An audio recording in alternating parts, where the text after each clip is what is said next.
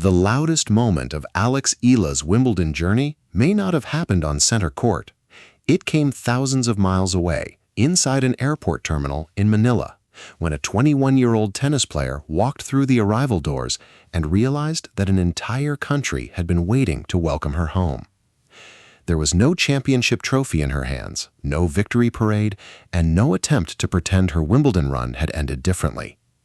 What greeted her instead was something far more personal: Filipino music, national flags, young athletes clutching tennis balls, sports officials waiting to embrace her, and supporters determined to show her that history is not measured only by who wins the final match. Alex arrived at Ninoy Aquino International Airport Terminal 3 on Sunday afternoon, after producing the greatest Grand Slam run ever achieved by a Filipino player in the Open era. At Wimbledon, she became the first Filipino to advance to the fourth round, also known as the round of 16, at a major tournament. She had carried the Philippine flag deeper into the draw than anyone before her and transformed matches taking place in London into national events back home. By the time she entered the Manila arrival area, she was no longer returning as merely one of the country's most promising young athletes. She was coming home as living proof that a Filipino tennis player could compete, win, and truly belong on one of the biggest stages in sports. The welcome was warm from the start. Philippine Sports Commission Chairman Patrick Pato Gregorio, Philippine Lawn Tennis Association President John Ray Tiangco, and Philippine Olympic Committee President Abraham Bambol Tolentino were there to receive her.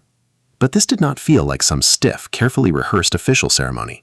Local performing group Banda Kawayan filled the terminal with traditional Filipino music, giving the homecoming a sound that must have felt immediately familiar.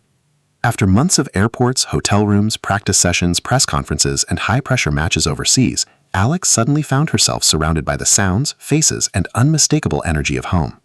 Then came the moment that made the scene hit even harder. Young athletes from Navotas City had waited for hours just for the chance to see her.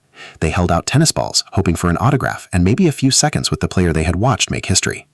Alex could have smiled, waved, and kept walking. Nobody would have blamed her. She was coming off a physically and emotionally exhausting stretch on tour.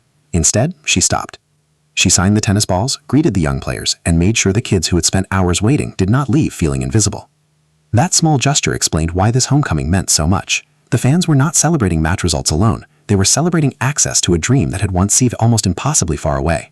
Tennis has never occupied the same space in Philippine sports culture as basketball or boxing, and for generations, young Filipino players rarely saw somebody from their own country advancing into the second week of a Grand Slam. Alex changed that image. Those kids at the airport were not staring at an international superstar from another country on a television screen. They were standing face to face with someone who shared their flag, understood their culture, and had just competed against the best players in the world without backing down.